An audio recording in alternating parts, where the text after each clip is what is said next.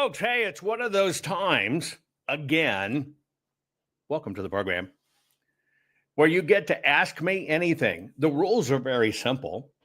If I don't have an answer for you, I'll tell you, I just don't have an answer for that one. If it's something I can't tell you the answer to, I'll just tell you, well, I really can't, answer that. Nothing's off limits. Just be respectful. Nothing's off limits. I do not begrudge you asking questions, I guess, unless you're a UFO. No, I'm kidding. Ask me anything you want, guys. Somebody got mad at me the other day for muting them temporarily in chat and kind of got all upset about it. And I said, it was not about you. It was about everybody in chat. And I wanted to protect the dialogue. Anyway, that's what an Ask Me Anything is. Ask me anything. I don't care if you're 17. I don't care if you're a pirate. I don't even care if you're a UFO. Now, if you're a combination of that, no. Anyway, you ask me anything, guys. You ask me anything you want. And that's how it goes. Put it in chat. I'll be watching across the various platforms, whether it's Getter or, Rumble or Locals or etc., where I can see them in the chats, etc. Just fire away. That's what today is for us to reconnect, right? And talk. Today's program, by the way, is brought to you by the fine folks at Goldco. Pay attention. The digital euro is a thing, which means it's coming our way. And I just want you to be aware of it. Here's what I'd like you to do, right? Here's what I'd like you to do is go to JovanLovesGold.com. Request your free gold and silver kit today, because now's the time to protect your money in silver and gold and whatever you can do with it. Paper money is, what's the saying? Worth the paper it's printed on. You just got to think about that. You just got to think about that. Okay? Please go to JovanLovesGold.com. Fill out the form. Get yourself, your mind fed on what you need to do. Also, if you need a little rest and relaxation, right? The dubious doobie. Have you tried CB Distillery yet? Don't be like me, folks. I have to tell you, even the adventurous spirit in me, and I do have an adventurous spirit. Simple rule, try everything twice, not once, twice. Because the first time just might have been a bad experience. So you got to try it twice. I put off trying CBD. It was foolish of me, because I think of how many years I wasted in pain. Many people use it, right? It works with everything. Your body helps stress, pain after exercise, mood, focus. Maybe you sleep, right? Etc. It just makes your life better when life makes everything harder. Wake up, folks.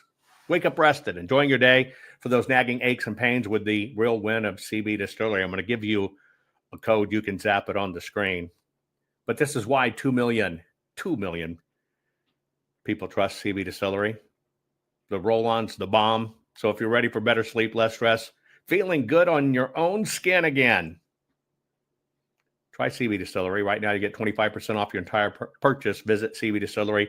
Use promo code Jovan. That's CBDistillery.com. Promo code Jovan, CBDistillery.com. Okay, I'll tell you how this works. And I really mean it when I say there's really kind of no question off limits. I'll give you an answer. And so that's what we're going to do. And so people are already asking about what type of plants I like. Some question about bushes, right? Or Josh Gates on other channels doing exploration. I'll try to get to them all. Put them in chat. I don't want to why my Getters chat not working. I think sometimes the Getter folks thinks I'm ignoring them. I'm not. The feeds, the programs that I use allows me to, in one program, see all the different questions across all the platforms at once, right? Dina says, I bet we can hump Jovan at least once. Oh, wait. Oh, sorry. Stomp Jovan at least once, right?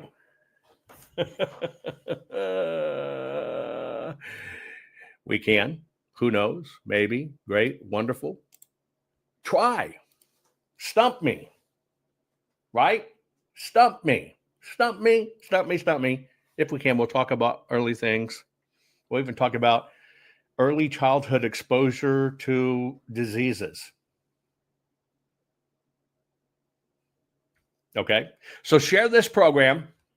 We're going to have some fun. Ask me anything. Politics, polys, polygamy, ticks, combine it, whatever you want. Get that nagging question answered by this nagging person. Okay, get ready. Starting 1 minute, 41 seconds. Warning. The following program has been rated Gilligaff and is intended for open-minded audiences. If the truth offends you, or if you are allergic to focused intensity, intellectual athleticism, or the occasional F-bomb or even irreverent humor, please switch off now. If your delicate sensibilities need to be worried about or addressed, might we recommend the Underwater Basket Weaving channel to you? Otherwise, sit back, enjoy the wisdom, insight, and wicked sense of humor. Cut the crap. How many times a day do you want to say that to politicians, the elite, the loony liberals, the fake news media, and the gender-confused emotional socialist snowflake crowd? Cut the crap is your secret weapon for fighting for our freedoms and our great republic. It all begins with a massive mental enema, freeing you from the toxic news and politically correct views, which constipate your consciousness with stinking thinking. Your host, Jovan Hutton Pulitzer. He's known for calling out politicians and telling them to cut the crap. You've seen him on virtually every television network and listened to him on Coast to Coast Radio. And now he's here to help you learn to fight for America. Culture, race, and American politics. They all have one thing in common. They all need to cut the crap. Now, here's your host, Jovan Hutton Pulitzer.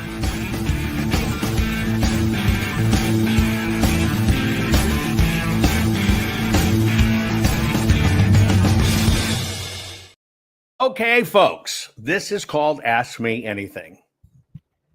It's not make any blanket statement, because I might ask you to qualify what you're saying. But it is Ask Me Anything. Now, I'm going to show you how this works, right? In the various chats. If you're on Twitch, Facebook, let's see, get Twitch, Facebook, and X, I can pop you on the screen, sometimes a little quicker, right? But it could be random. I'll give you an example. In fact, I want to change this style. Bink. So you might be able to see the questions a little easier. So Craig Snyder wants to know when, right?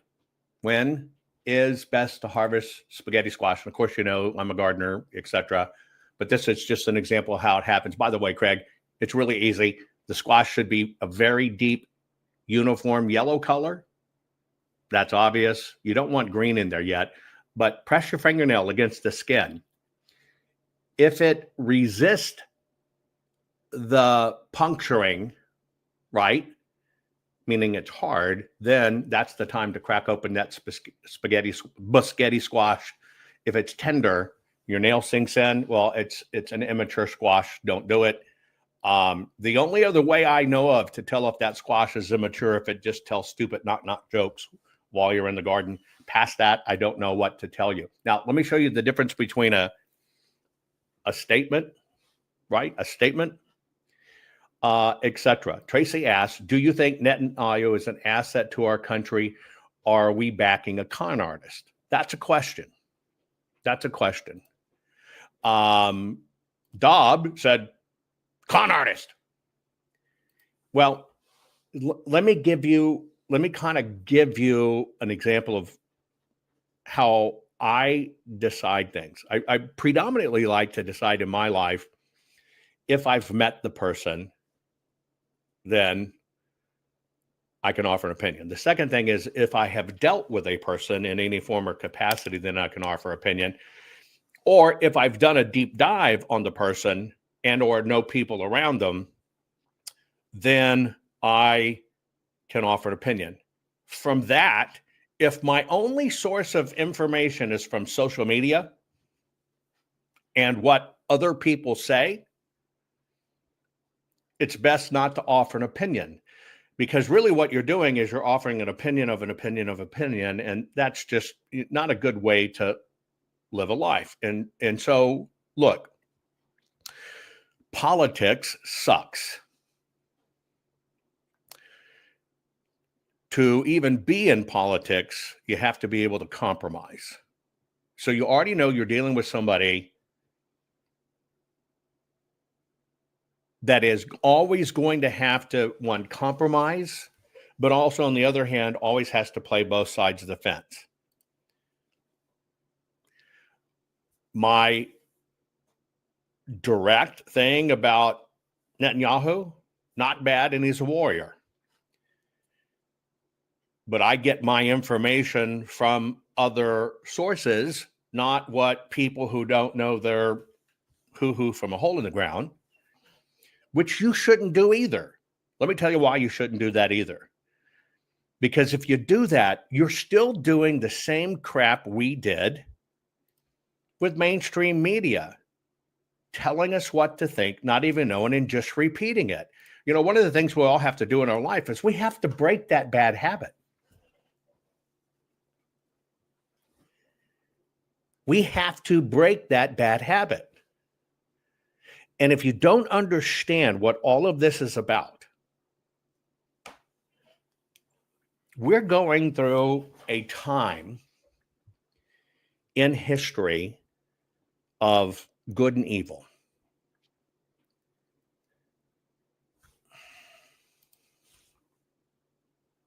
So let me give you an example. Here's what we'll do. Ready? Hold on.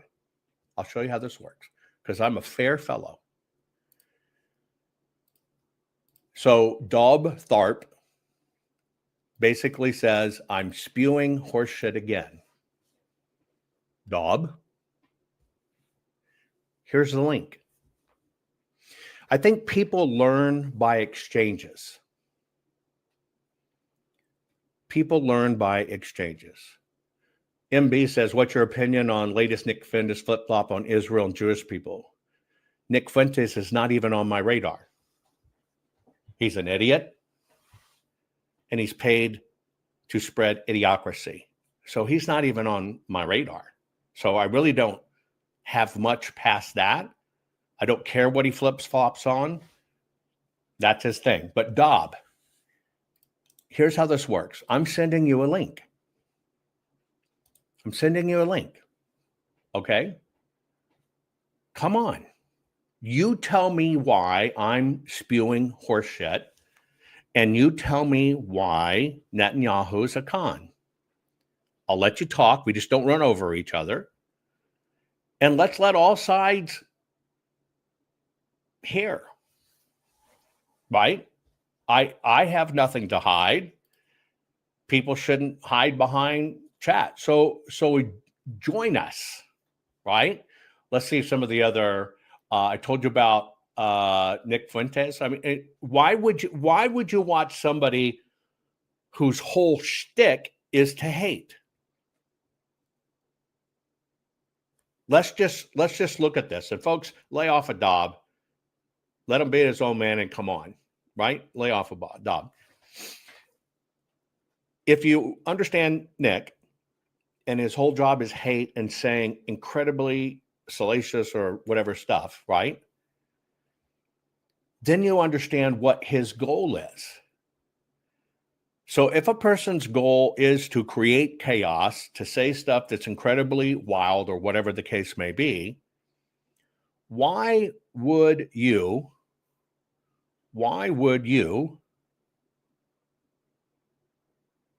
follow that person or even care about it? They've already revealed what they are.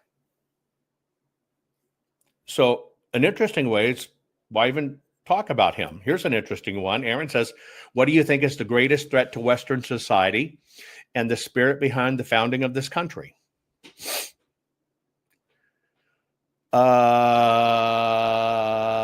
Free speech is a very, very, very important thing we have. However, I think it's abused in social media because it allows people to hide.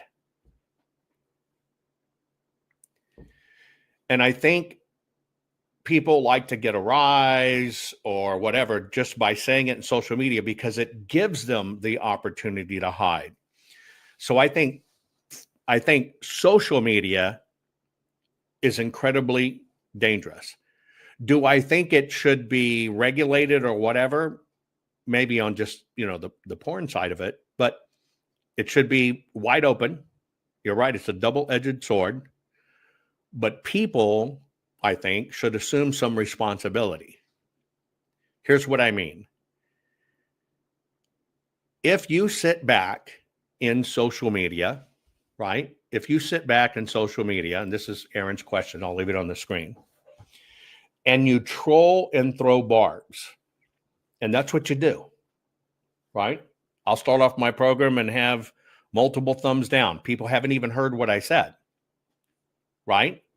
And Dob, I would really love for you to come on and tell me why I'm spewing shit or why Netanyahu's bad. Anyway, when somebody comes into social media and just calls names or trolls, you do understand that is a visual manifestation of them, not the program, not even the person speaking.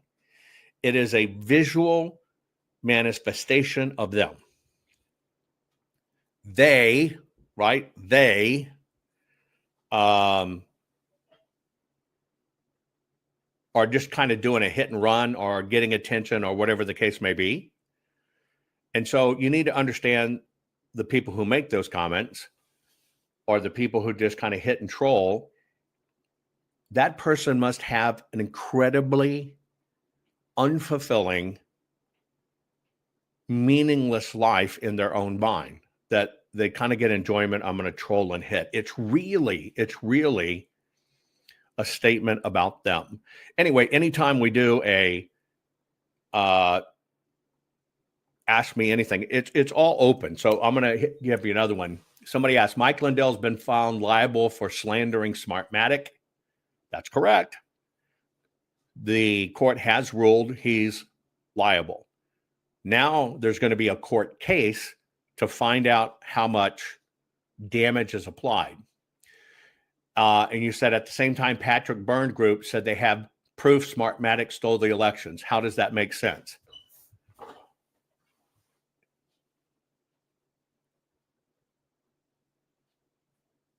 Let's look at it on its factual basis. Okay. And I'm going to try to find something. Pardon me for multitasking. I'm going to put this up on my screen. Give me a minute because it's coming across in a format where I can't put it on my system screen. And folks, after a few minutes, if I don't get to your question, feel free to repost it. Don't hammer me with it, but feel free to repost it. And I'm going to attempt to answer as many questions as I can today. Okay, so bear with me. And here's the question. I'm going to put this up. I'm going to hop over a moment to Twitter because I think I amplified something on this. Stand by. And we can talk about it. So let me see here. And wait. I get so much wonk traffic on my Twitter. Okay. I'm gonna shrink this down so I can get the whole thing. I'll show it to you. It was something that amplified. This has to do with Smartmatic and the question of Tina Peters. It'll help me answer this question about, and what was asked was, Mike Lindell was found liable of Smartmatic, but yet at the same time, Patrick Byrne is saying there's evidence. So let me put these up on my screen, and I'll be able to show you kind of what I feel about this. Okay. Mike Lindell's suit, where he was sued by Smartmatic, claiming Smartmatic stole the election. Okay? At the same time, he said it's the machines and the machine stole the vote. Now, you have to understand right from the beginning, that answer is legally not congruent, because as he said, a software company stole the elections, but it was the machines. I did a program on this. Smartmatic handles certain parts of some of the transactions. Now let's go back, because here's what's said. Smartmatic proof, here it is, independent confirmation of prior forensic post. Okay? So number one, it's a simple logical question. Smartmatic 2020, 2022, 2024 was used in exactly one single place in the United States of America. One place. That was Los Angeles County. Okay? Los Angeles County. So the first thing you have to ask yourself, legally, when Mike Lindell said Smartmatic stole the vote in 2020 election, from a legal fact-finding mission, tested against the statement that only Los Angeles County actually used their particular software. Now, in order for Mike Lindell's statement to be true, Mike Lindell would have to have evidence of Smartmatic and their software being used nefariously. Now, not could be used nefariously, but being used nefariously in Los Angeles County. I mean, it's a very simple proposition. He would have to prove the software was in use, not could be in use, not may be in use, but could be used. As it was being used, it rigged the election. And where was it being used? Exclusively Los Angeles County. So the only evidence that would be applicable to court to say they stole the election would be Los Angeles County. Then it would get measured in a court of law. Did Los Angeles County decide the fate of our nation in 2020? The answer is no. Now, you ask the second part of that, right? Is at the same time, Patrick Byrne's group said they have proof Smartmatic stole the elections. I'm going to show you the proof. Now, I want you to pay attention as I present this to you because it's really fast.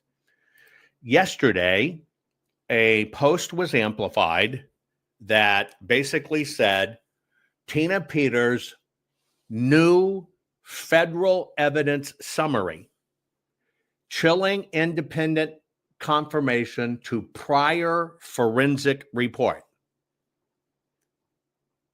And it's from Patrick Kolbeck, who is Mike Lindell's Election Crime Bureau. I'll pop it up on the screen, but let me set this for you. Ready?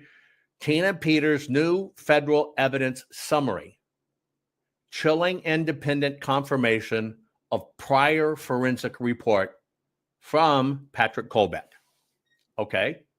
Now, let's look at the chilling report. And I'm answering this question because this goes directly to Patrick Byrne's everything else. Okay. Here you go. Here is the chilling evidence. Okay. You ready?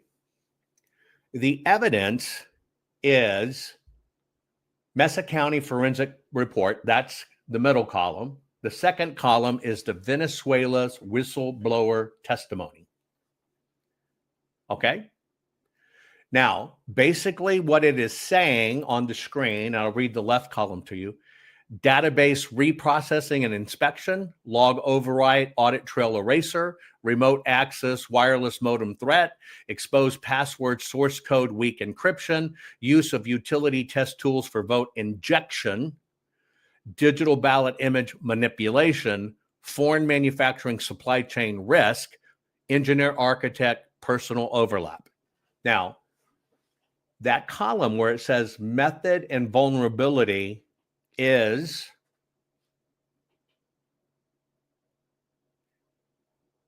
a raccoon's opinion.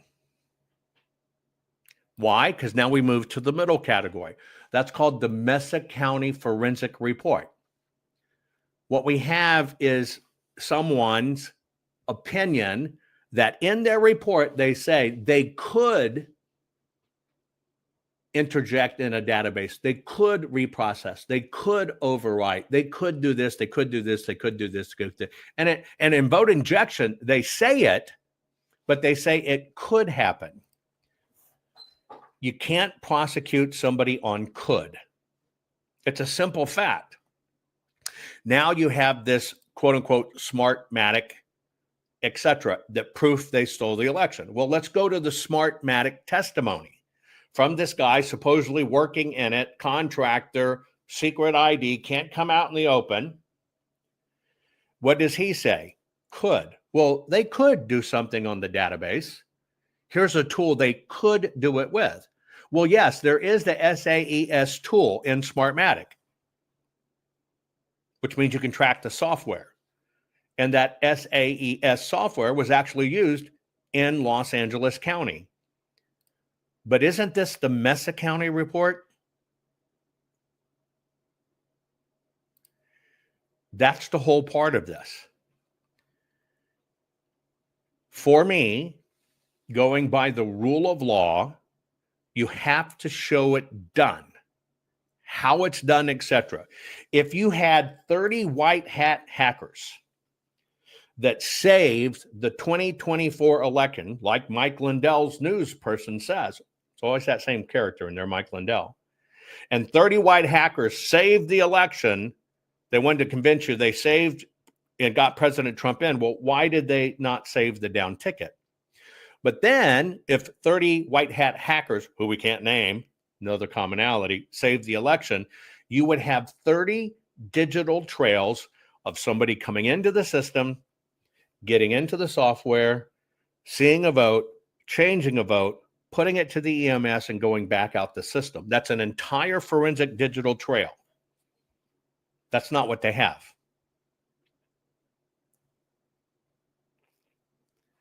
And so they're trying to convince you very hard, and in my book, too hard, that Smartmatic did it. But at the end of the day, between the Help America Vote Act and between the Election Assistance, VBSG, it's all voluntary and it has no enforcement power. But yet people like Patrick Kolbeck release stuff like this and say it's proof. Even this headline says it's federal evidence summary. There's nothing federal about it, and there is nothing evidentiary about it. It is several people's opinion, and one whistleblower thinking, well, they could do that if they wanted to. But see, that's the whole point, keeping you on the machines. And if you stay on the machines and you stay on the software, it's not enforceable. Nothing changes in the U.S. The system remains intact because there is no enforcement power. But then I'll ask you the last question, okay? So you got Lindell has been found liable for slandering Smartmatic. Have you ever thought about Mike Lindell didn't deliver?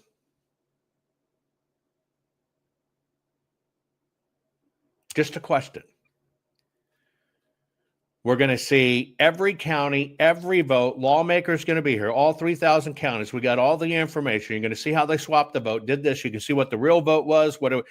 That was his exact claim. until he got to court under oath and he swore, well, we never had them. So let me ask you a question. Everything I just told you, all the way to even this new supposed evidence, to even the newscast, the common denominator in all of it is Mike Lindell. So I just asked you a generic question. If Mike Lindell said, well, they didn't really have it, why would you trust it? If he spent all that time raising millions of dollars, we have it, they'll see it, and they didn't, why do you trust it? Now, let me ask you another question. And I'm going to go back. You just got to put this together for yourself. We're a couple of weeks away from releasing the Arizona audit information on paper. All of a sudden, really quick, we get this Cyber Symposium. Cyber Symposium hits first. Tells you it's the machines. We're going to show you everything. We're going to show you every vote changed. But when you get to the Cyber Symposium, somehow they made it about Tina Peters and never presented anything else, and it all became about Tina Peters and Mesa. Why can you not see this? Let's just say there was no Tina Peters. You ready?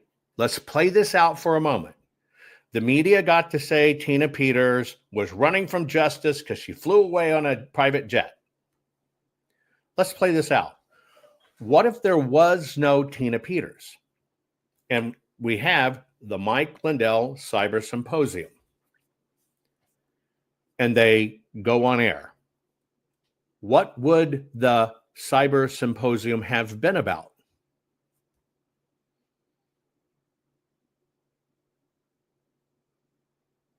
We know they didn't have the PCAPs.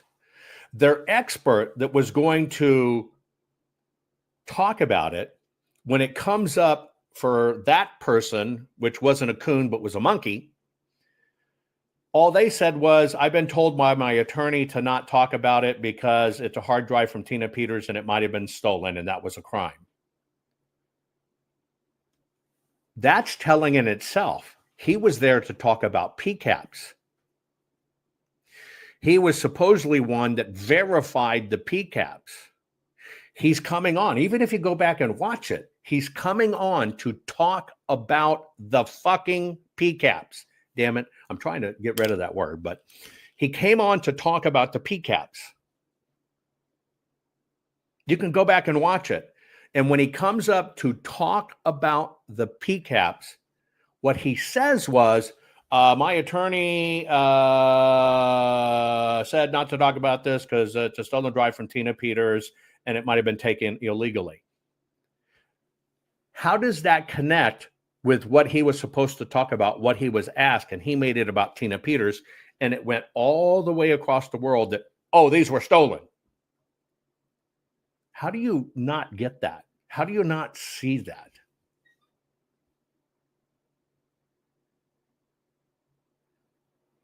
What was supposed to be PCAPs all became about Tina. Here's the, and that's it. Why do people not be able to see it? And now people will, Mike's a hero, Mike got conned. This even Smartmatic stuff continues to come up. Now, I believe Mike used Tina to try to prove his Dominion case and get off of it. Now he's trying to use the Smartmatic stuff to say, well, it's really true and you shouldn't find me a lot. Folks, it's all crap. And it all has the common denominator from 30 hackers that saved the election, but we can't name them. We've got the PCAPs, but he's in federal protection. To we've got proof, well, this whistleblower, we can't really say his name, we're protecting him. To here's what really happened in Tina, here's the expert did it. Well, he's protected by the FBI, he can't really appear. I don't buy it. I don't buy it. I don't buy it.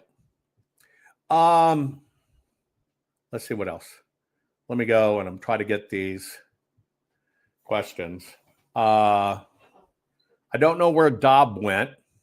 Dobb, I gave you an open platform to educate the world, right? To educate the world on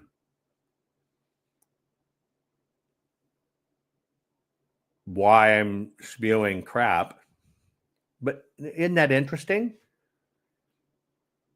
What kind of person comes on, basically says you're spewing crap, Netanyahu's a con? I say, come on, let's talk about it. Tell me why he's a con and why I'm spewing crap. And then they disappear. You can only surmise two things. Number one, I've never seen that name before in my program. You can only surmise two things. They're either there to stir trouble and woefully uneducated, and they can't back their beliefs, or they were paid to be there to do it. That's out. How do you find out the truth about Bibi's intentions? You'll have to get a little more detailed than that for me, dear. Right? Etc. Teresa says, since Lindell did not have the PCAPs, he diverted to Tina Peters. No, I think it was always about Tina Peters.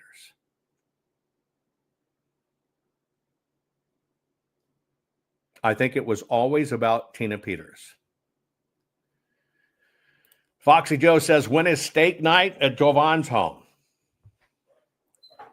I wish we could do that. I wish we could all get together, right?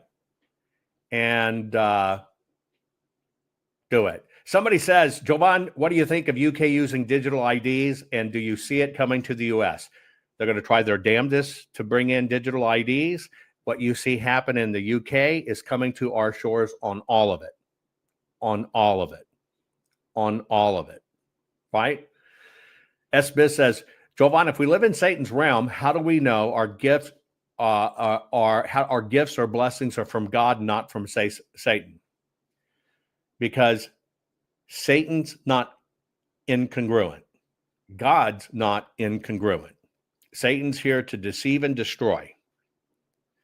Therefore, if he gave you incredible gifts, you would know inherently, that voice in you, that you're deceiving, you're fudging, you're not really telling the truth. You can't be of two minds. You cannot be of two minds. So when it comes to gifts, call that a Holy Spirit thing if you want, he can't plant the gift in you and you not know you're being used to plant a good gift, but he's using for evil. Therefore, it comes down very simply. Satan will take somebody they know they can corrupt and will influence people the wrong way, but get them to really sow dissension and evil under the guise of a gift. You can't separate the two. And so the bottom line is they're congruent. Satan's not incongruent. Jesus is not incongruent. Just like people can't be of two minds. You're either in or you're out. And so that's kind of how they reveal themselves. It never stands up to the test of time. And they will always, they will give you messages that you think are patriotic and or whatever. But at the same time, if you were to look at their actions are totally incongruent with what they portray. It would be like somebody trying very hard, everything. Let's just look at a scene. I'm going to sit here. I'm going to tell you I'm a Christian. I'm going to wear a cross on the outside. I'm going to quote Bible verse. I'm going to have a picture of the Lion of Judah behind me. But, oh yeah, I kind of lied about the evidence we have in the elections. We never really had it, but that doesn't matter. Don't think about that. What matters is we kept talking about it. That's incongruent. Incongruence. Jovan, do you still believe the planes brought down the towers? Yes. 100%. Yes. Jovan, what do you think about Lindell's run for governor?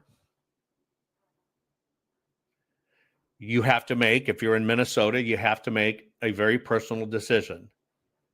And that, do you still want politicians, people that are weak, people that don't have personal fortitude to do what's right? Or are you willing to take somebody that can get a lot of donations and know they don't have the evidence, but keep on repeating it? And when it comes to court, they never had it. It all falls apart. But now I'm going to help you because I'll become your governor and I'll help you out. To me, that tells somebody who's compromised. Might look like it's great, praise Jesus, but character-wise,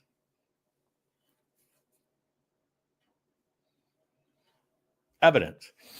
And yes, everybody's entitled to have their own opinion about everything. And if you don't believe it was the planes, that's great. That's great. And no, Jeremiah, as a controlled demolition. Don't you say it as a controlled demolition? Again, I'll just make one comment on it so you understand where I came from if you haven't seen my special. You do understand I had an office in Tower 2. You do understand I had an office at Rockefeller Center. I know these places. And there's a few things people don't account for, especially the ignorant say, hey, there's not enough fire in it you can't melt steel. Bullshit. How do you think you make steel? By melting it. How do you think you recycle steel?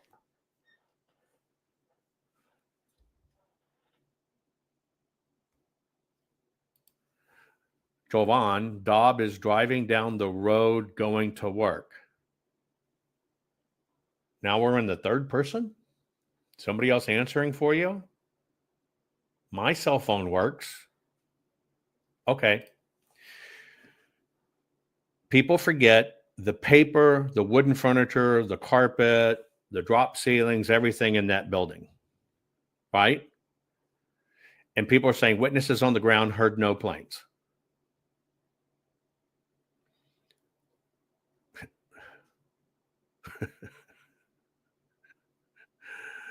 Okay, number one, all of those buildings are connected underground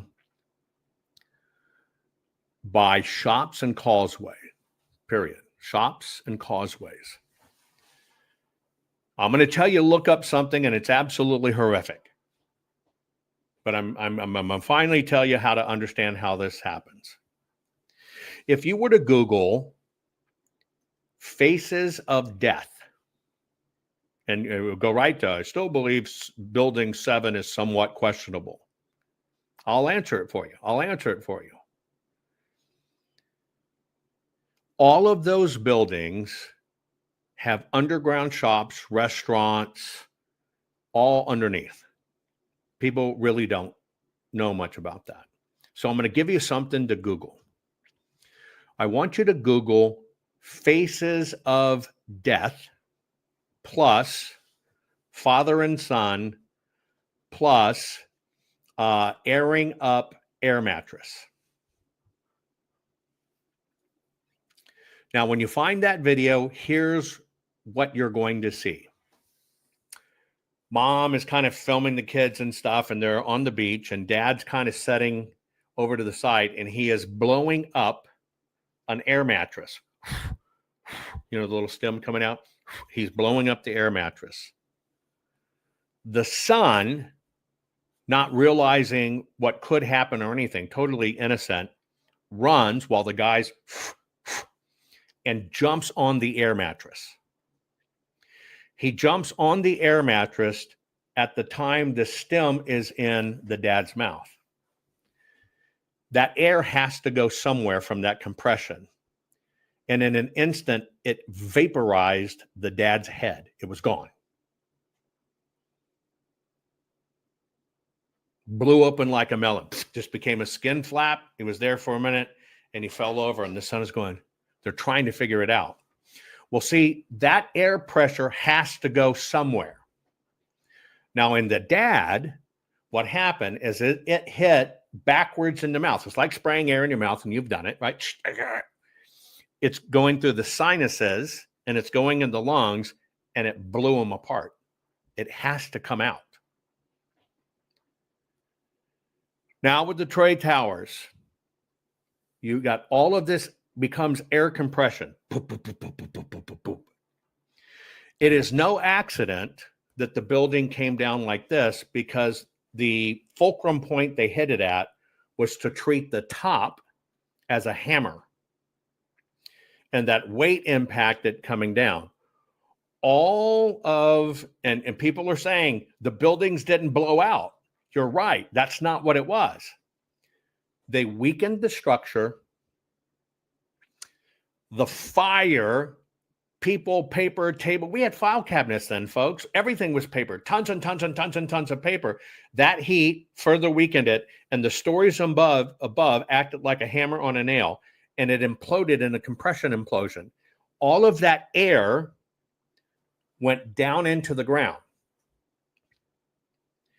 And as it ran out everywhere, that's the other places where you see all of, right?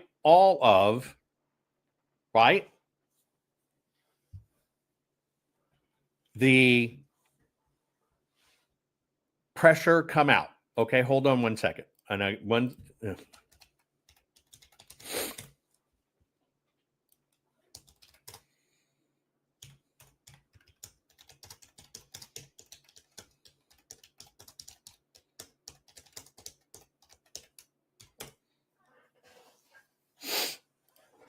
But that's where the pressure goes.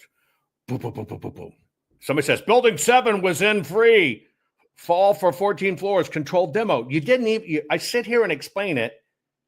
You've never set foot there in your life. And I'm telling you what it was. All of that air coming underground, it's like a freaking tidal wave. And it blew it apart on those from the ground down. It blew everything out as it comes ripping up, right? Period. Ripping up. You just have to have the understandings. And you're not even considering it.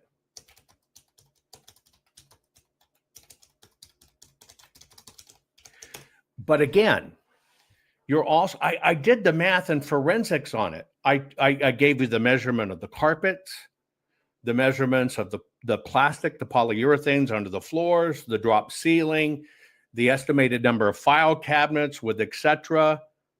Period. Okay? Period. You're being told that the steel beams melted. The steel beam, and you're telling that, you're hearing this. The steel beams didn't melt. The steel beams softened. And under the load bearing, okay,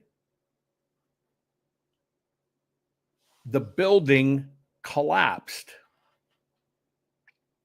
It's all about a singular word. It's all about a singular word. If you want to do a test of this, okay, get your air mattress out. Perfect time of year. Go buy a pumpkin. Right? Connect, get your little hose from the air mattress stem, get you one of the metal stems if you have it. Stick that stem into the pumpkin. And then jump on the air mattress and stand back and watch. Right? There have been all kinds of industrial plants all across the United States, especially chemical plants that have gone up in fire and have all had steel structure failure. You're being used with a singular twisted word that the steel melted. No. Why do you think you have that iconic photo? It's not that the steel melted. And people say, well, Tannerite did it. You can't. You can't. You got to understand, I take this seriously because my life changed on that day and I lost people in my company in Tower 2. This is not a passive thing for me. Chaz says, they sure got rid of all that steel fast, no time to test it. Really? They got rid of that steel fast. Are you talking about the 20 plus stories underneath the ground, the hole it went into? They sure got rid. See, you will make an excuse no matter what. But people, there was even thermite in the dust. Oh my God.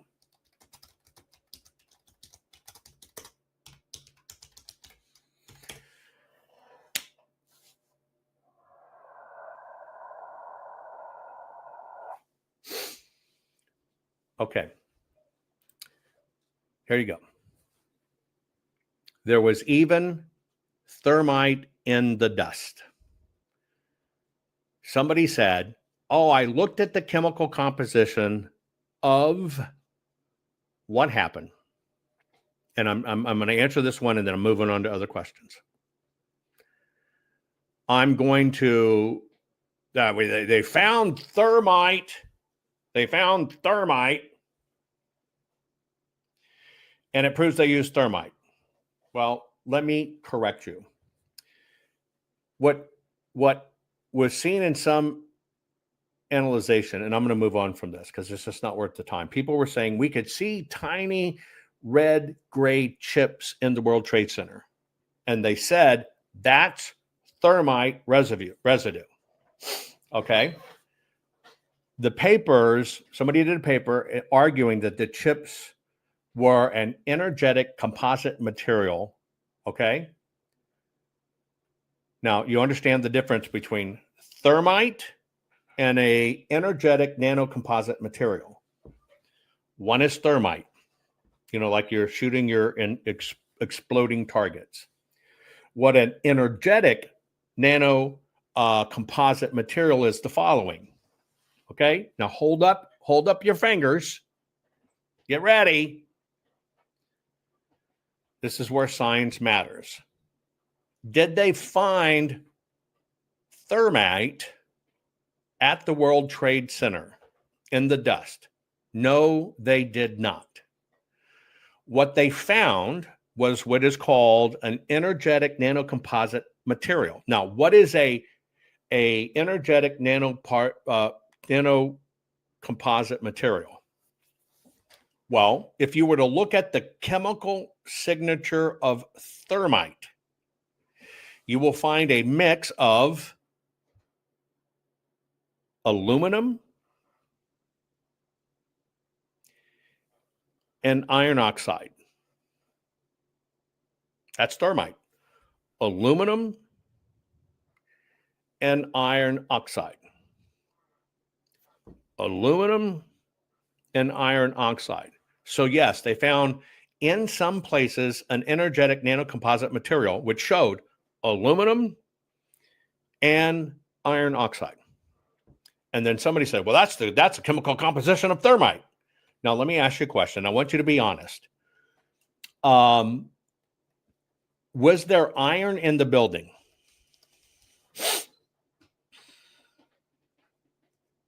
Yes or no? Put it in chat.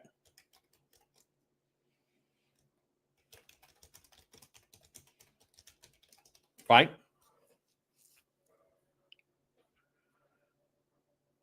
Was there iron in the building?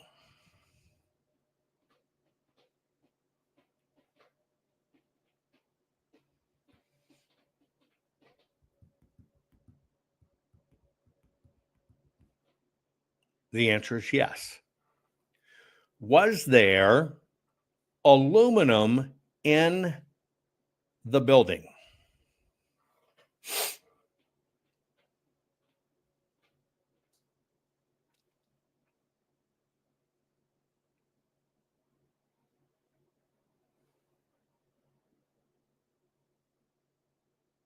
Just asking.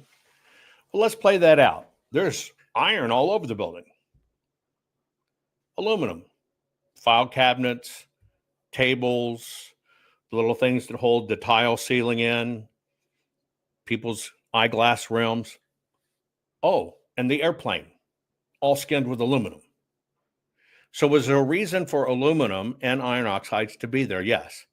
I understand what people have said. I even understand the firefighters saying they were hearing explosions. Okay. In a building on fire,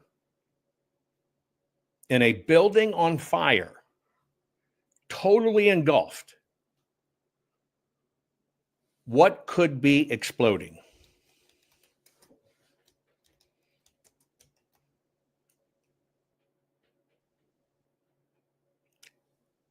It was drywall gypsum. Are you actually saying that the walls in the World Trade Center were drywall gypsum, and that negates this, William? What do you think the gypsum was held on to? Aluminum studs to reduce the weight. Okay. If the building had explosions, what could explode in an office? Other than the natural gas lines that were there.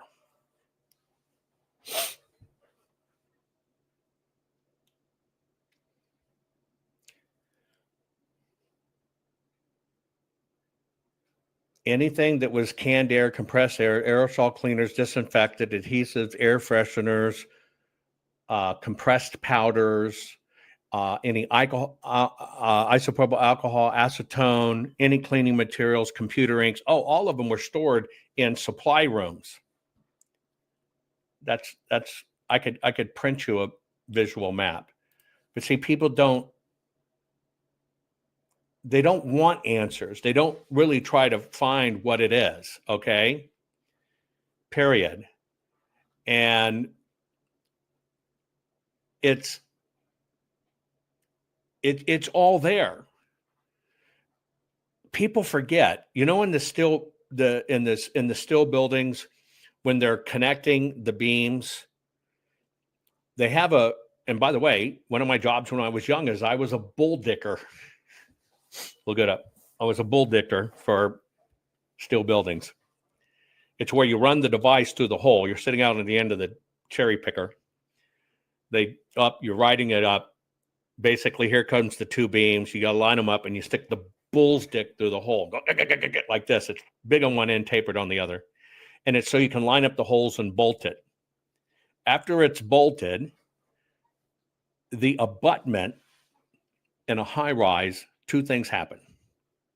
What do they do to the bolts and the connectors?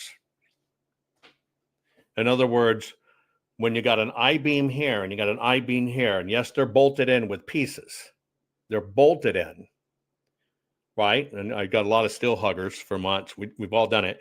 And they bolted it in. What do they do to them? Just like they put together railroads. What do they do to them? They weld them. And in that scenario, railroads, steel beams, or whatever, okay, what do they weld them with?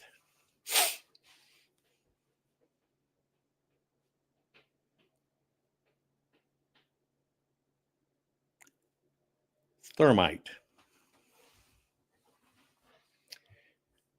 It's basically a form of railroad welding, and they do it. It's not a welding rod at that point.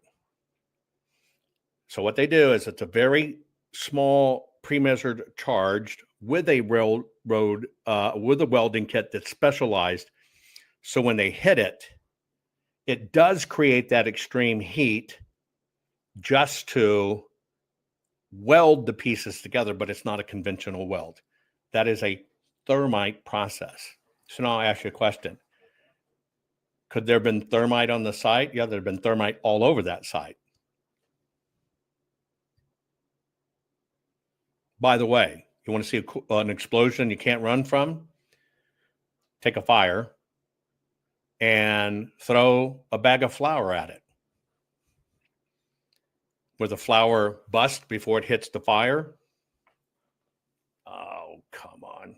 I'm done with the bullshit. Okay, well, you told me why thermites there. Let's go over to building 7. But building 62 and a half that I saw in the super secret special exposing, hey, don't tell anybody about this, but they have the super secret inside of the inside of the inside. Okay. Oh, I'm done with that. Sorry I went there, folks. But again, that is one of the ones. It doesn't matter what you say. It has been allowed to go on so long that people have made their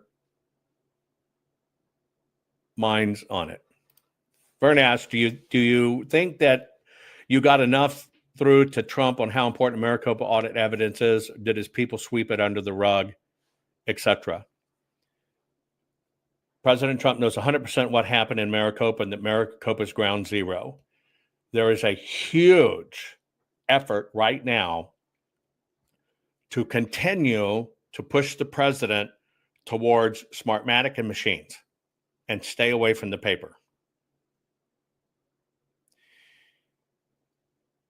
It's huge, and it's politics. And they have swarmed in on Tulsi and others, working night and day. No, it's the machines, and here's the software. You cannot expect those people to understand anything more, meaning Tulsi and team, than what they're told.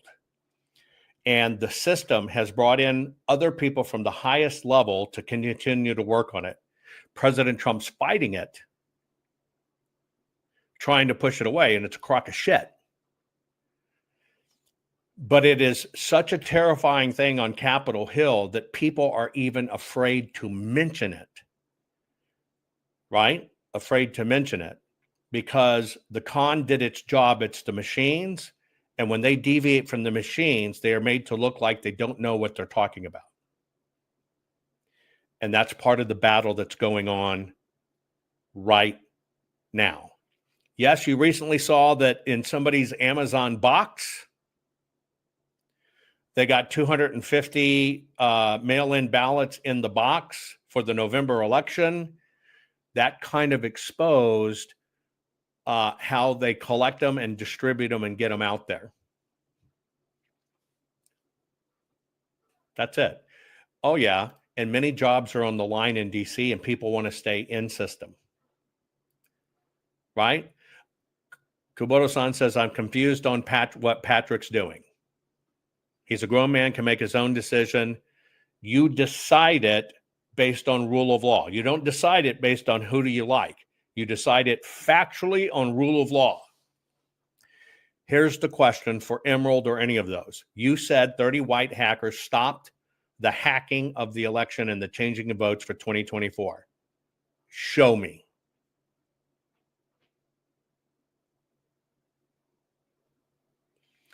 And you will hear, well, they're white hats. We got to protect them. You won't see any evidence. Because, see, in order to stop changes of a vote on a server as it's writing the vote, somebody has to be in wanting to change it. You have to catch them changing it, see who they are, and repel them out. Total bullshit. Do chickens have fleas? Chickens have mites, right? Chickens do have mites. You could, there's a spray you can get, and if you're raising chickens, you should do this. Wondering why Donald J. Trump hasn't donated to the Give, Send, Go, because he's the president of the United States, and it would compromise all the evidence. It would be disallowed. It's that simple. It would be disallowed. They would say he paid to manufacture that evidence.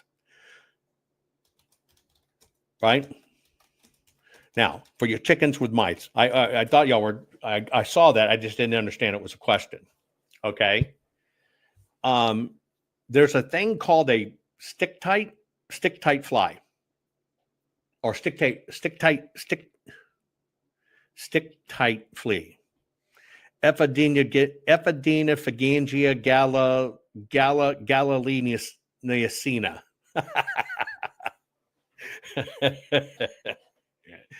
I probably butchered that. They can get into their combs. They can get into their wattles. They can get into their eyes.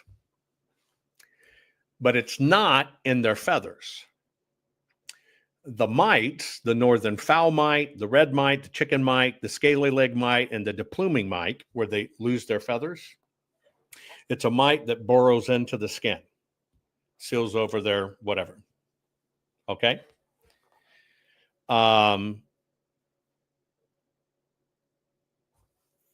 Those you can treat with diatomaceous earth. Simple sprays, always spray your coop, spray your chicken. Sometimes you can get a dip. You just dip them in it, pull it out, and it'll get rid of it. Sometimes if you're holding your chickens and they're friendly, you might see them pop on your arm and you'll feel them, but it's very, very hard to see them and it will be creepy. Somebody said President Trump still hasn't done the election, no mail-in ballots, EO. I told you right up front, he doesn't have the power to stop the states from doing it. And although he's trying to move the ball, there's internal debate of exactly how to do that. Now we're talking about mites and I'm going to itch. But you have to understand the rule of law, and they're trying to work their way around it. Let's see. Hey, Culpeper, Virginia, how's it going? Okay, let me go to some of these other questions. And they can be all over the place, right?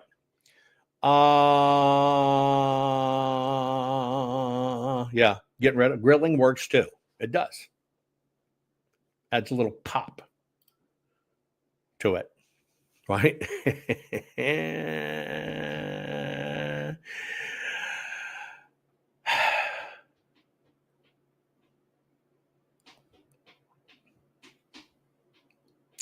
I did a whole show on weather seeding.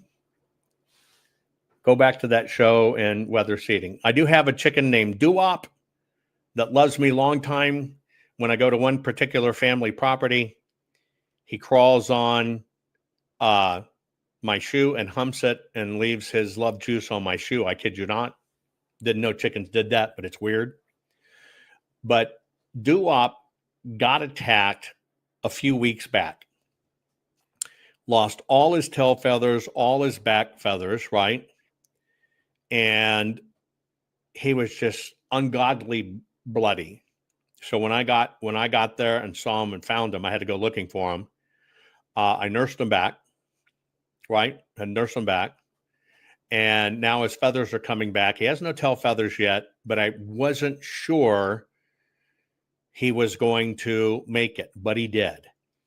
What it was a rogue coyote, and it had gotten 5 heads of livestock before I was able to see it in night vision and light it up and take care of them. Duop stayed away from everybody for a couple of weeks, but it seems like now he's on the mend, right? On the mend, etc. Somebody asked, do I believe we're going to go to asset-backed currency? I'm watching many places making that move right now. There's a big push to go asset-backed. A lot of foreign countries are doing it. More gold is being bought up by countries than ever before. They know something we don't, and I think there may be a move to go back on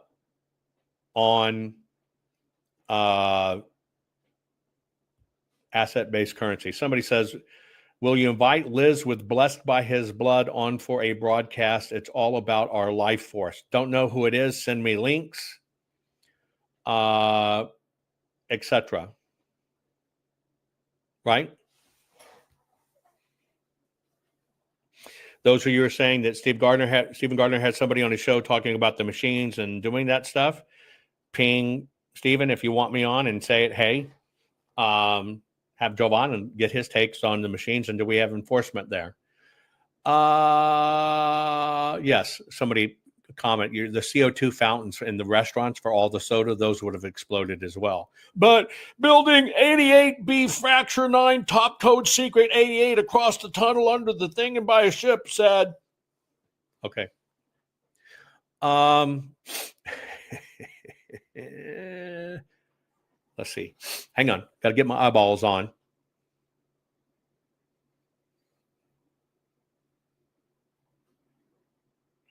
Give me a minute.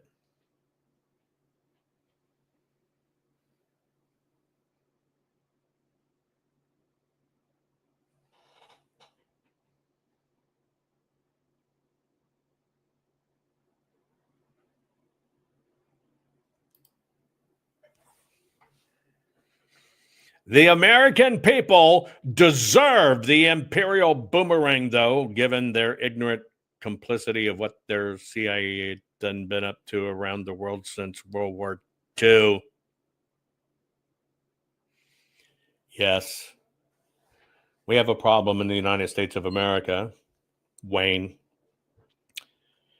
See, since World War II, about the time we had, I don't know what, 250 million of us.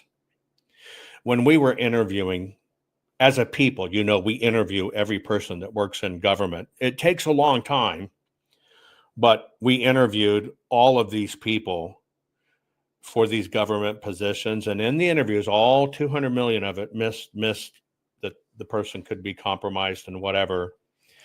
And so you're right. It's our fault. We should have caught it in the interview process. Now we're better. There's 330 million of us. And as we each all individually interview each candidate for every government faction, especially CIA. Now, there's a little complication with the CIA. We can't really look them eyeball to eyeball. They sit in a separate room. They cloak them with darkness and they distort their voice. But yes, we do interview every one of them. And yeah, I guess you're right. We deserve this imperial boomerang. You got me there.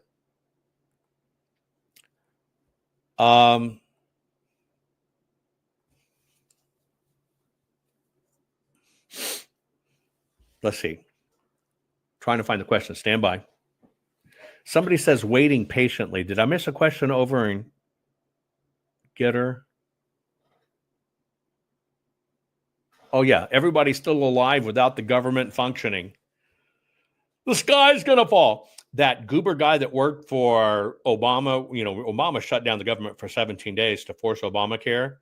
But the Goolsbee goon guy, he came out and said, I kid you not, the economist, President Trump's going to hurt America with this set down because it will affect getting timely reports from agencies on how America's doing.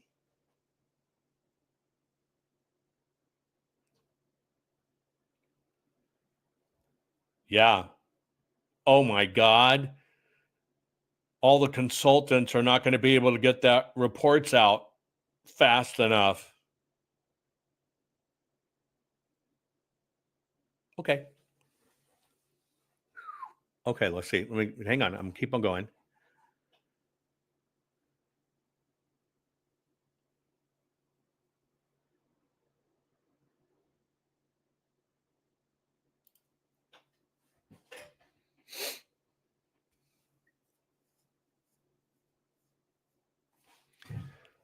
Okay. Let's analyze Dobb just for a minute. Is that okay?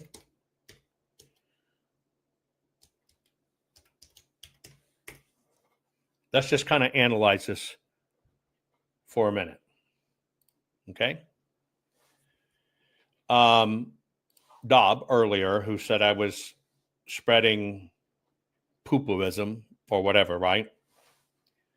That I invited on, evidently has a very, very, very, very, very long drive to work, has basically said that, answering some of you, the horseshit was he started off trashing social media. Where does he inform us? Social media.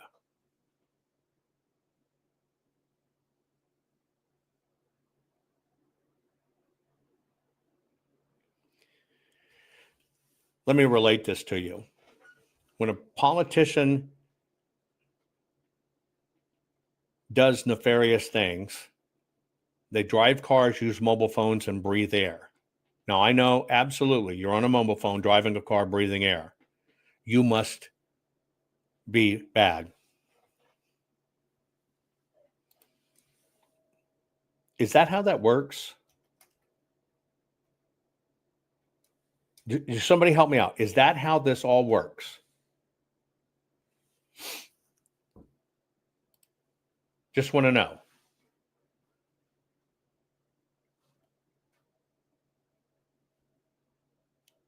Help me. Anybody, just help me. Is that how this works? Put it in chat. I want to know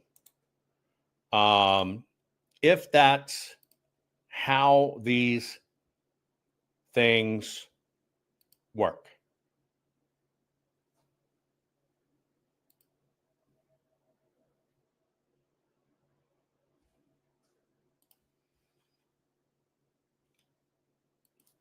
Is that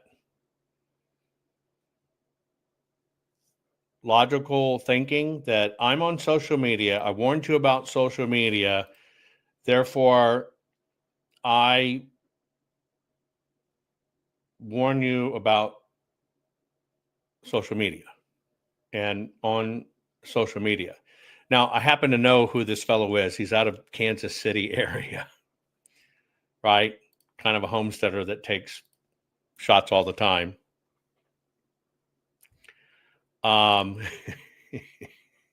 It's okay. It's okay. I'm not sure why you follow me, right? I'm kind of not sure why you follow me, but help me out. Help me understand. You follow me. You follow my broadcast. So you follow me because I spew shit. Does that mean you're a consumer of shit? Does that mean the activities you do during your day is fill your mind with shit? How do guys help me understand this? Right? Help me understand this. Somebody follows somebody because they think they're full of shit. Just a generic question. I've always wanted to ask this. Do any of you follow people with your time because that person is full of shit? Is that a real phenomenon? You invest your time and effort in somebody because you think they're full of shit. Does anybody actually do that?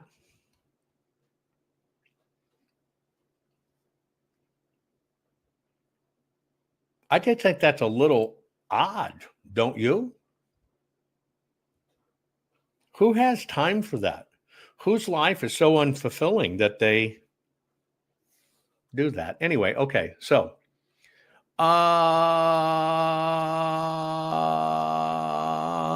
hang on. I'm trying to get back to all the questions. And if I missed one, put it only if that shit's good.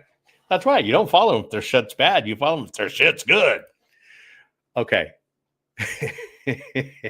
That's just kind of funny, right? Kind of funny.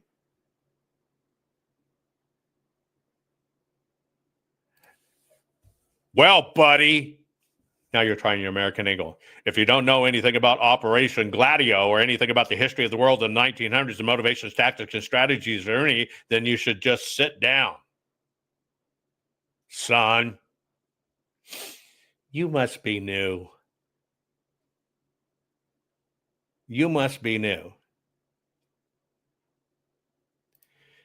You see, I'm going to go back and remember, you're the one that said, we deserve the imperial boomerang because of what we as the American people did. I played it back to you, in the wise ass crack, well, yeah, when we interview these guys, we should have caught it.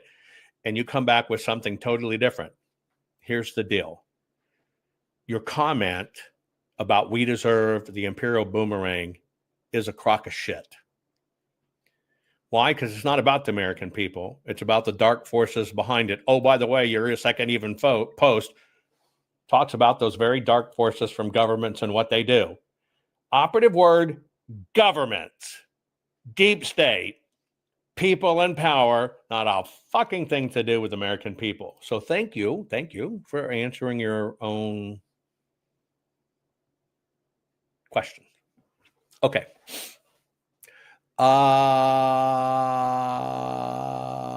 Let's see. If you want your questions answered, throw them back up.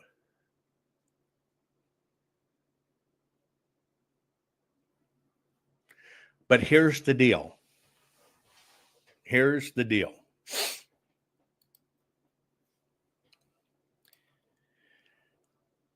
It's October 2025. Could a government do something as nefarious as trying to kill its own people so it can pass laws to get things done? Yeah, we all know that. Look at the pandemic. Duh. But I want to debate Thermite and CIA. No, what you should be debating and focusing on is fixing our elections so those people don't get in. So we get people like Trump and Elon that clean this mess up. No, it's Building 7-8A, Department 42. Secret symbol, red tinny shoe, 7 raise light. Fuck. What's up with people? With their distractions, right? Here's the deal. Do you know what? It doesn't fucking matter in today's world. Not that I don't feel bad for the people that are even in my life that were lost. It doesn't matter. You know why? It's all broken. It's all broken. It's all broken. It's all broken. It's all broken. It's all broken. It's all broken. It's all broken. It's all broken. Quit bitching. Accept personal responsibility for not paying attention and fixing our elections, and focus on what we, the people, need to do, because those rat bastards are supposed to answer to us, and you're not stepping up. But you are bitching a lot.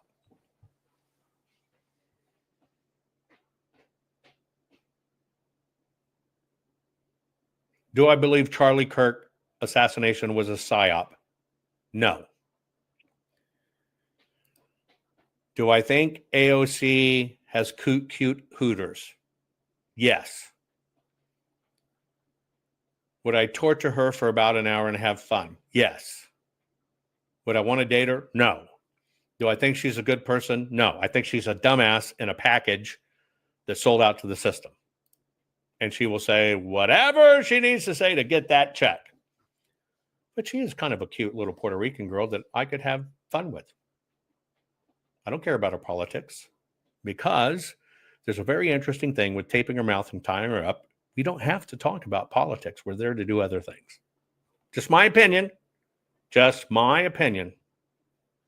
But then again, I'm kind of different. But don't tell anybody. The Jews did it. Okay.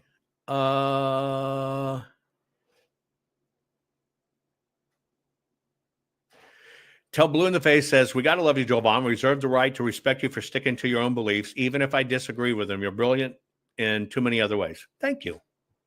We don't have to agree. We don't. And it's totally fine. As long as we can talk about it. There's so many things you don't have to agree with. Now, if you're a female, right, and we're going to spend some time together, you do have to agree to call me Master and Neil. But that's about the only hard rule I really kind of have in my life about that, if you have different views. What do you think about the outcome of Ilhan Omar, now that it's been found that 48% of immigrants in Minnesota have been revealed they are illegal and really didn't have proper green cards? That's the con. And how'd they do it? Absentee voting. absentee voting. Jovan Stara says, Jovan tortures for teenagers. Prayer is for men.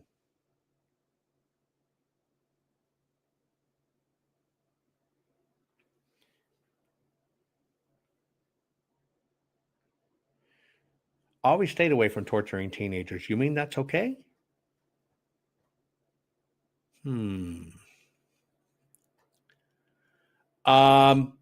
Camouflage duct tape. I don't use camouflage duct tape. I think that's stupid. You cover their bodies with camouflage duct tape. You turn around and all of a sudden it's like they disappeared. How the fuck do you find them? I mean, it's camouflage. But you got to understand me.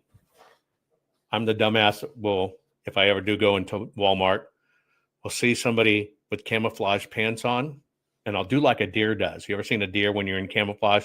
Only half of your body. Say you have the things of having your white t-shirt, but you get the camo pants on, the deer will start doing this. Because they're trying to discern, right? And so hunters get it. I'll walk into the gun shop or something and they got camo pants on. I'll go, because they're wearing camo pants and not. And I'll go, they'll look at me like, what the fuck are you doing? I go, how do you do that? Where's your bottom half? It's just kind of like your uppers floating around. How the fuck do you do that? It is camouflage after all. Yes, the people have heard it. President Trump wants the mail-in ballots gone. You may use that joke. It works very well. You just kind of go, because, I mean, if you're in camo, you're supposed to be a hunter, right? Well, that's what a deer does. If you ever made the mistake of walking on a deer when you're walking out from hunt, and you take your jacket off because it's hot and got a white t-shirt on, they'll be out there and they'll kind of go. They're trying to see, are you standing behind a bush? What is it? But do that into people. How the fuck do you do that? How are you walking? Where the fuck are your legs? I can see your shirt, but where the fuck are your legs? Oh, okay. Let's see what else we got. Do I believe in polling? No. Polling is bullshit. Let me tell you why polling is bullshit. If we were going to poll in the United States of America to understand how America feels, you have to ask the United States of America. You don't go to a list and pay 9 people who are Democrats, 2 people who are Republican to answer this poll. It's going to be skewed. So even standing in a mall is skewed. How is it skewed? It's skewed by the ADI or the mall of where it is and what they think in their political system. It's skewed. I think all polling should be done only with verified users, and a sample poll should be 20,000 people. So I do not believe in political polling at all. And it's just like you don't ask somebody when you're price testing something and developing a new product, you don't say, what would you pay for this? It's a failed premise because you've been trained, not what would you pay for it, what would be a good deal. So you'll come up with a number in your head. You'll take 50% off because it'd be a hell of a deal. And that's what you answer. Therefore, it's broken by your own training systems and how you've been trained to think about it, because you're not hearing what would you pay. You're hearing, well, what would you actually pay for it be a deal? And you're trained to discount it. Yes, Omar should be deported. Yes, Omar should be deported. I still don't understand. Jovan tortures for teenagers, prayer is for men. I don't get that one yet.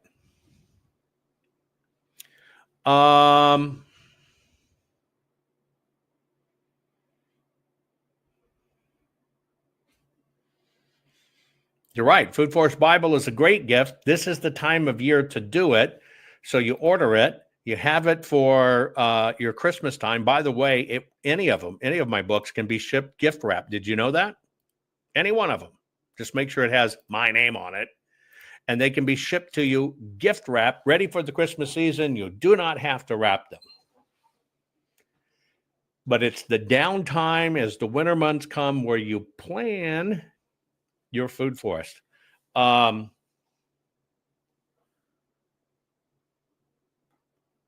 Keep on. If I've missed your question, please put them back at the bottom of the chat. If I missed your question, teenagers are torturing. Do I wrap it personally? I don't wrap it personally, but you might be able to pay me to make your pages sticky.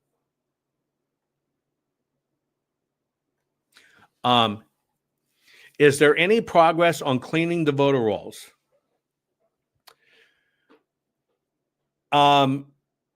People are saying we cleaned the voter rolls by saying, look, we identified this. They should have apartment numbers and they don't. Cleaning voter rolls to me has a very distinct meaning. You found the file that shouldn't be there. You got the file removed. You inspected the file removed, and you continually monitor it. Am I a flat earther? No, but I have nothing against flat women. Besides, more than a mouthful's of waste anyway.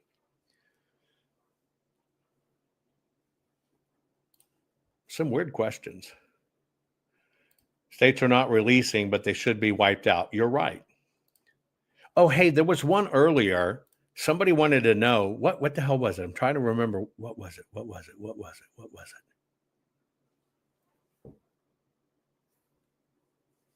the hell was it? What do I think about kids and the phenomenon of let them get dirty, let them dig in the dirt? They used a procedural medical name and science name for it, exposing them to everything biologically so they get exposure and boost their immune system. I think it's great. I think it's probably one of the advantages we all had as kids that kids nowadays don't have, and therefore they're susceptible to a lot of things. Have I heard about the politicians getting their mortgages paid off and we found them? Yes, I said when Liz Harris exposed that in Arizona, because she's the epicenter of it, and Mark Fincham set her up to get her thrown out over it. I don't trust Mark Fincham at all. I said that's probably the most monumental thing we've ever heard. I look at it because when Arizona got exposed, the lawmakers within a week had a law out that says you can't look up lawmakers' mortgage status and stuff. That's how the money's being transferred. I'm convinced of it. And we should create a system to monitor that. And it can be done because mortgages are public information and can be done, right? Unchecked immigration is an invasion. It's an intentional invasion created by our own government. Therefore, the people who allowed the invasion in our government should be held culpable, right? Culpable. Do I think politicians, Hazad in Australia, should be allowed to have dual nationalities? Listen to how I answer this very carefully. I have no problem with a politician having dual nationalities, but they cannot have, what's the word, dual fealties? Is that right? They have to pledge the proper word's fealty, right? F-E-A-L-T, right? Fealty, is that right? Fealties? Am I saying that right, folks? Hang on.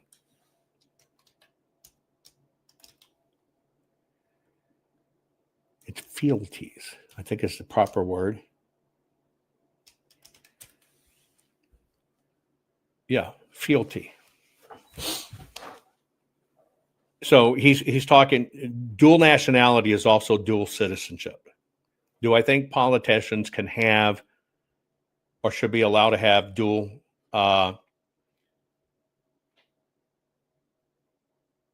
citizenship? Yes. Right? Yes.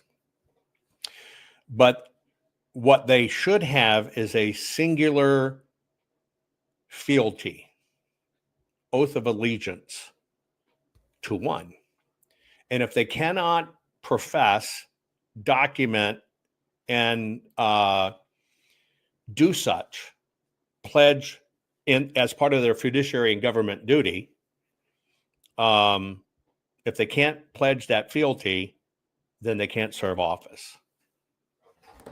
Right? Can't do it. A person who is European, Latin, or whatever will by default have a Latin or European mentality and also be an American, right? So they're always going to have definitive opinions on each. You can never cut that out of the person. So it's about fealty. Where do you pledge your issues? Jovan, have you spoken with Bobby Piton lately? If so, how's he doing? I haven't heard from Bobby. I did get a message, now that you say it, I think about 2 weeks ago, saying, hey, if you get a chance, let's talk. I need to do that. Thank you. Jimmy says, treason charges to be realistically used for the biggest players. It should, but remember, our whole system's compromised, and they're worried if we use that on you, you'll use that on me. Right? Etc. Right? And don't ever think that the people coming across our border are only people from Latin America. That is not true. We are being hammered by every country, but we're the only country in the world where, at any given day, 130 countries are trying to bake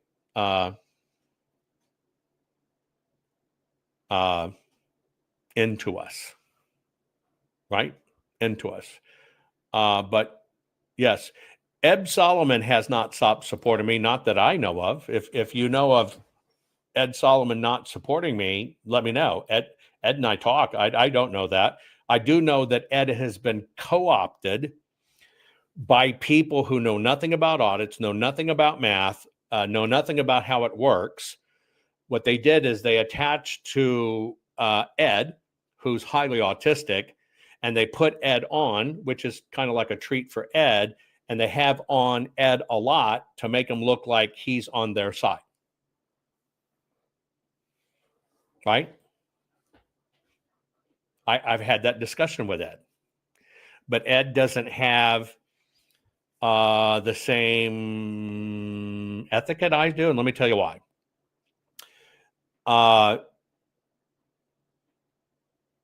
Ed is well, number one, is highly autistic. He suffered a setback in life with some things he chose to do. Because of that, he feels minimized. I don't care about that part of Ed. Ed's a freaking genius. And so I have the ability to give Ed the time of day and let him work with me on the Arizona audit. That's the only part where his math could be confirmed by exactly what was in the box. And Ed did a wonderful job. Ed can get distracted in a heartbeat. And others, I was on the Antifa call, or I did this or whatever. They wooed Ed and got Ed to be on with them. That's not about Ed. That is about those people trying to make it look like they're important or they have something to do on it. Who are we talking about on Fox? Anyway, that's it. Do I know Josh Gates? Love his TV shows. I do not know Josh Gates personally. We were in the same space for a while when I was doing exploration from a forensic side, and he was doing exploration. He started out as a ghost hunter. Then he started out as a monster hunter after that. And then they found out that people like watching him. So he went to school and got his archaeologist degree. So then TV could have him in the shows and saying he's an archaeologist. More power to him. He's got personal fortitude in television, and that's his thing. And his there is to create compelling content, and he does it. Yes, we were talking about Josh Gates. But I remember when he first started. I'll take 3 more questions and then we'll wrap up. Wow, I didn't realize I went this long. Last 3, put it in. Quick, put it in.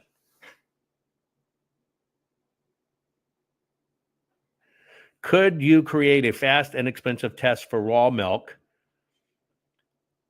that people can get a safe product? Now, that's interesting. I want to go back and I'll give you a little bit of history on this because I did a program about why did milk get pasteurized, okay? Long time ago, when the dairy industry started, you got to have the background so you understand, okay?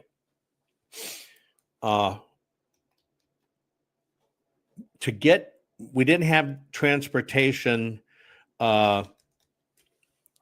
going across the country. And so what they did is they brought the dairy cows into town because they couldn't process the milk, couldn't transport the milk. So the solution was to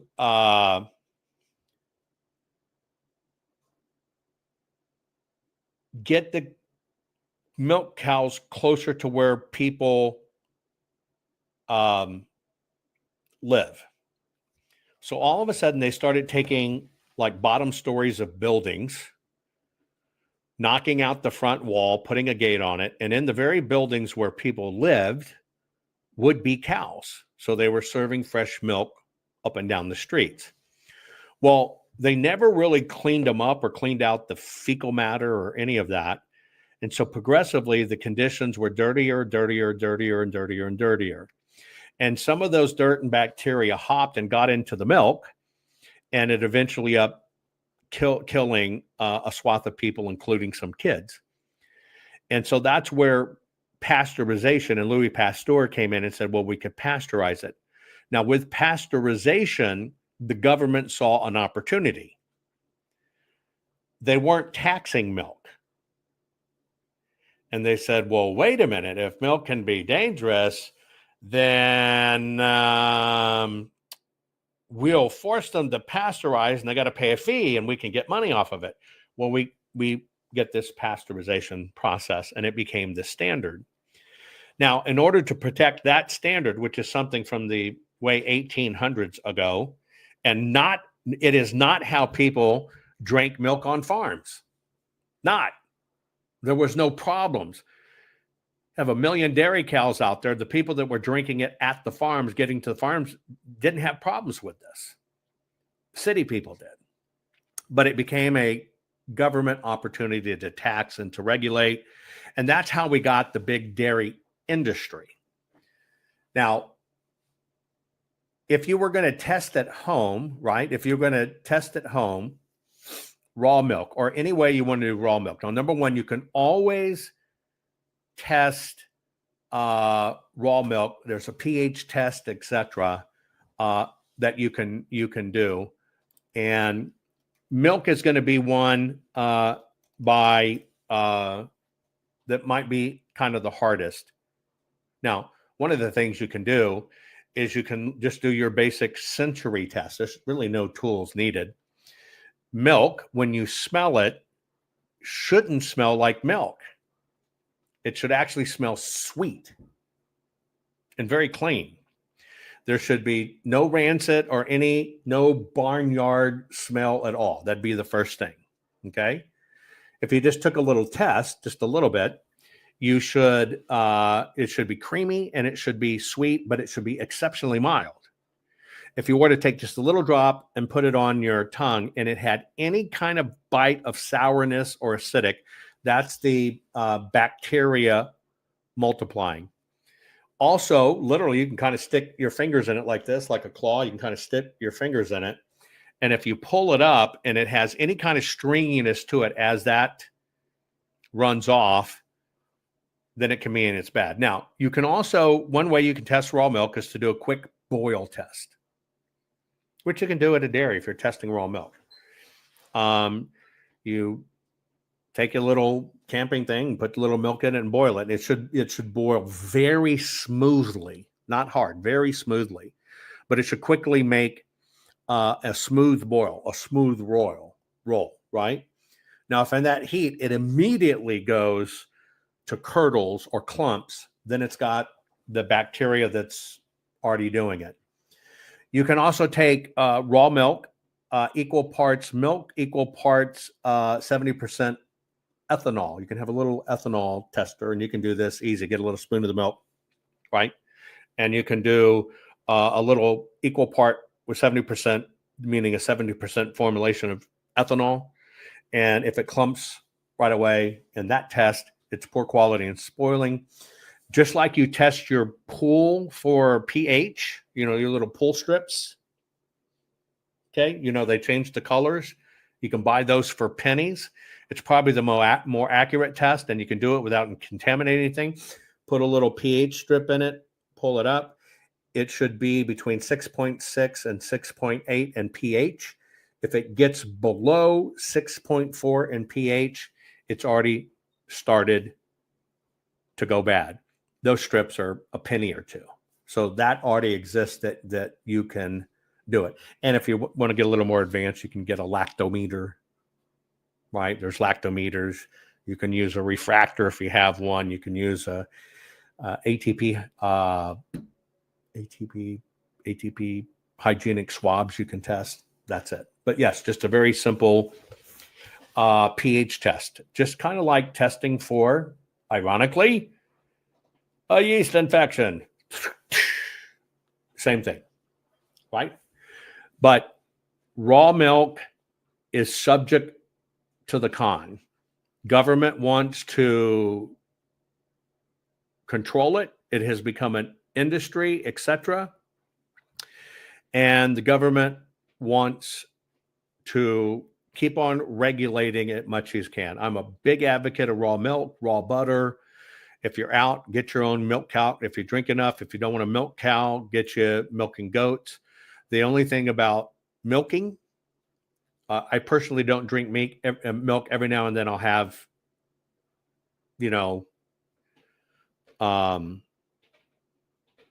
maybe a little cream and coffee. It's very rare. I cut myself off that.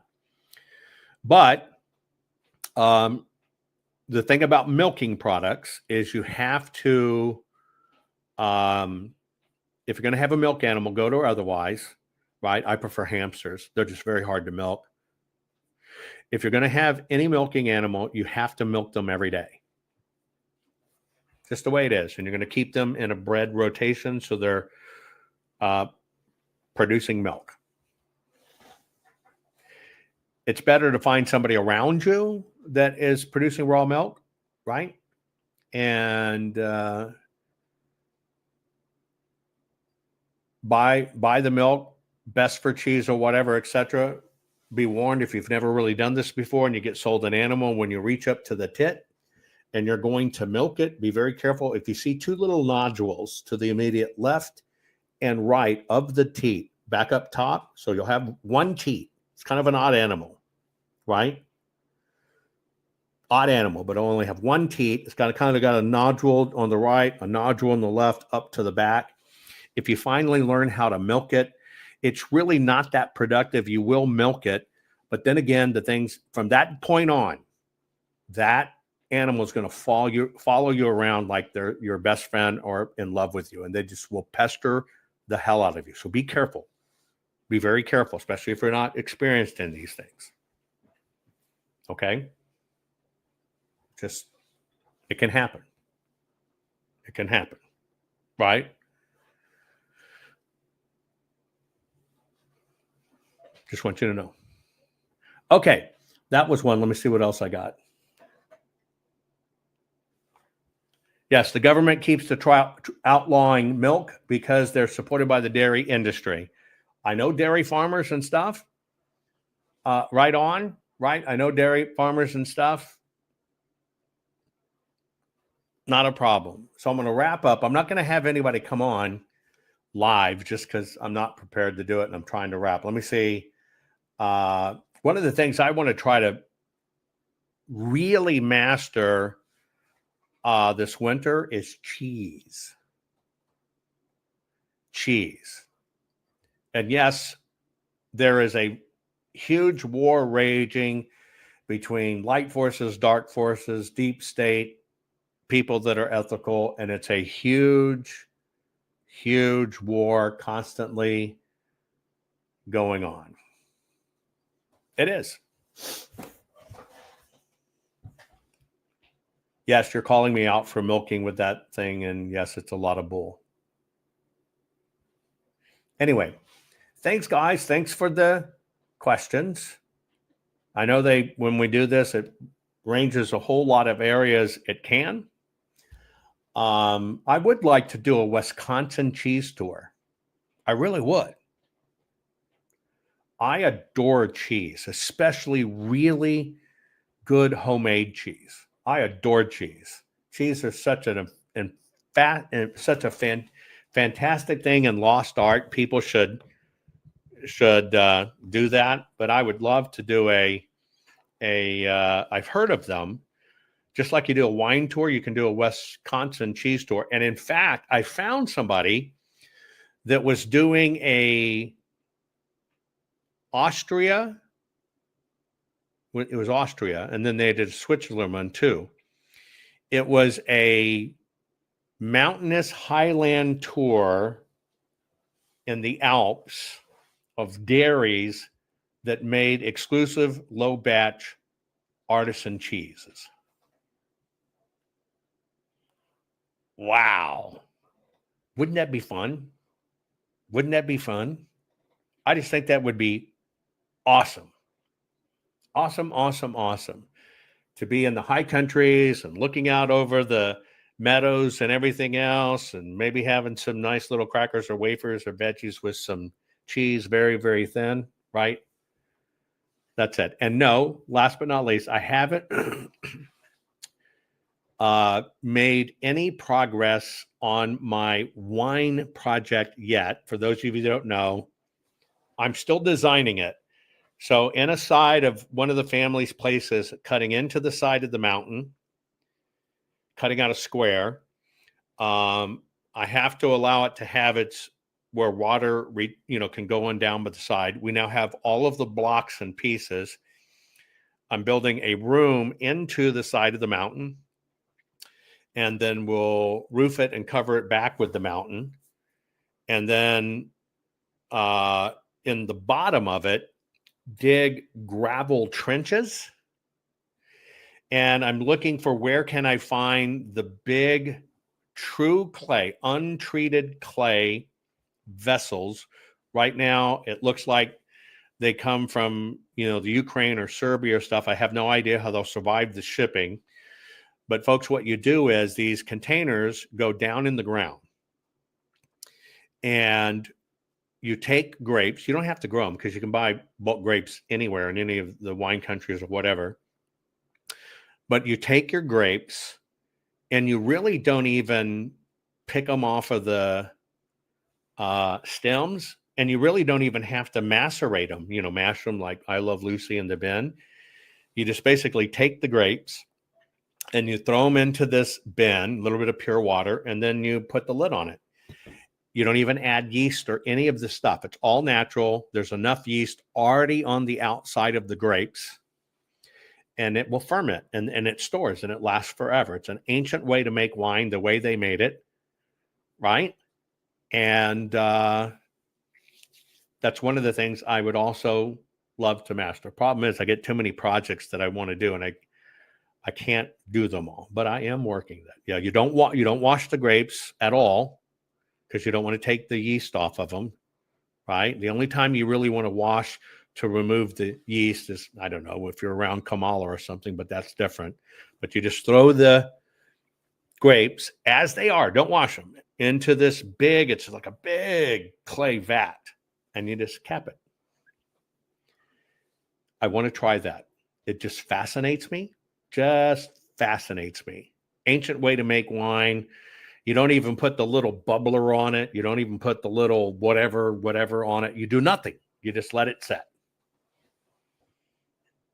Right? You don't at all. Anyway, y'all have a great day. It's not an amphora, Joe. It looks like an amphora, but it's on a mass scale. Where the amphora is like the Russian vessels, and they'll kind of come to a tapered end. It is like that, but these things are like 8 foot tall and 8 foot around. Right? 8 foot tall, 8 foot around. Johnny says he prefers his wine where you have virgins walk on the grapes to make the wine. I actually know from empirical research that you have it a little bit backwards, but I'll tell you the true formula. You have a lot of wine you've already made. You recruit virgins, you give them wine, you ask them just to stomp on your grapes. You got to tell them we're going to do it right. It's got to be pure. They have to be naked. And eventually you, after that, can have a wine party.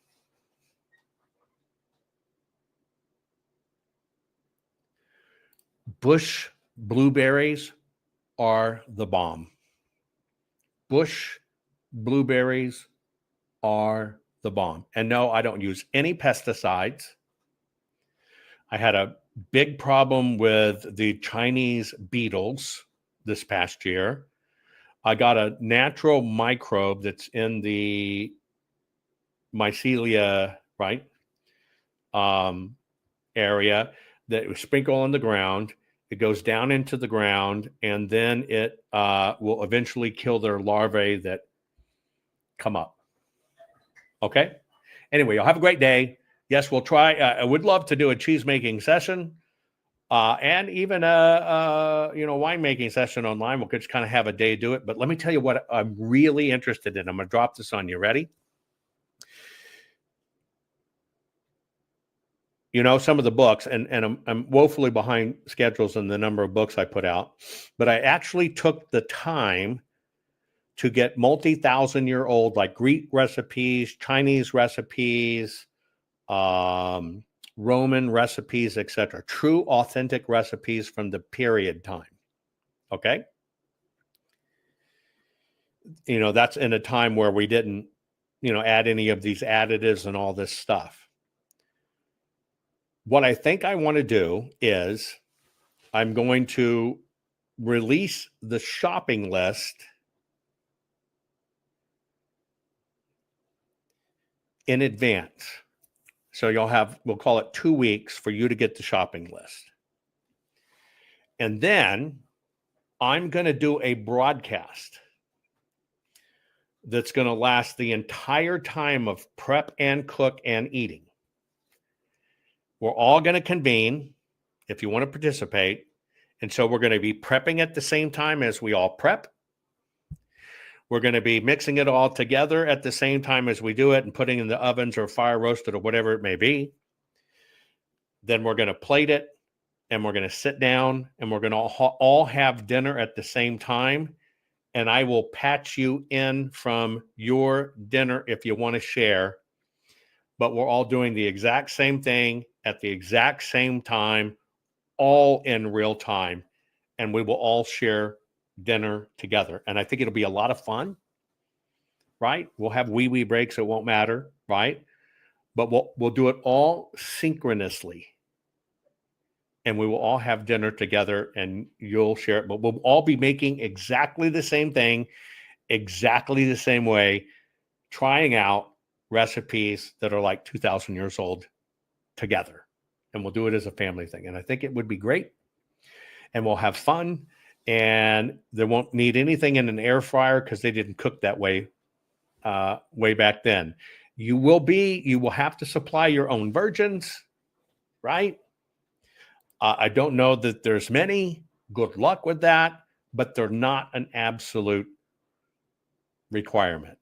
But I think I've been working through it, trying to figure out how to pull it off. But imagine, I can have 10 or 20 of you at a time, and we will drop in on your dinners and process the whole time. It'll just be this big round robin of all of us doing it.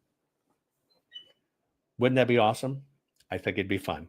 Anyway, y'all have a great day. I love you all. Appreciate you being here. I always like doing Ask Me Anything. So y'all take care. Love you all. Bye-bye. We've got all the right in the world on our side, and there ain't no reason to be afraid, and there ain't no reason to not take the challenge dead on, because I'm going to tell you who we come from, folks. We don't come from some weak, jellyback, spineless people. That's not who we come from. None of us. And it doesn't matter what color you are, what nation your folks hail from, how much money you got. We all share the same name. We are Americans. And at Bunker Hill, there was Americans. And at Fredericksburg and Gettysburg, there was Americans. And at Iwo Jima, raising that flag on Suribachi, it was Americans. And at Pork Chop Hill, there was Americans. Khe Sanh, there was Americans. And on 9/11, there was Americans who ran towards those burning buildings. That is who you share your heritage with. You do not share your heritage with a weak and ineffective people who cower at the sight of trouble. You share your heritage with a strong and brave people who are determined to hold on to their freedom and for the freedom of future generations. Guys, it's time for us to stand up and be that generation. It's time for us to stand strong and proud and remember who we are. That we are Americans. And as long as we stand as the vanguard of freedom in this nation, freedom will survive people. Not only survive, it will thrive. So guys, it's time to put on our packs. It's time to fix those bayonets. It's time to get ready. We got a fight on our hands. And our fight is not for us. For all those generations that's going to come behind us. Let's save America, folks. We hold these truths to be self-evident, that all men are created equal, that they are endowed by their Creator with certain unalienable rights, that among these are life, liberty, and the pursuit of happiness.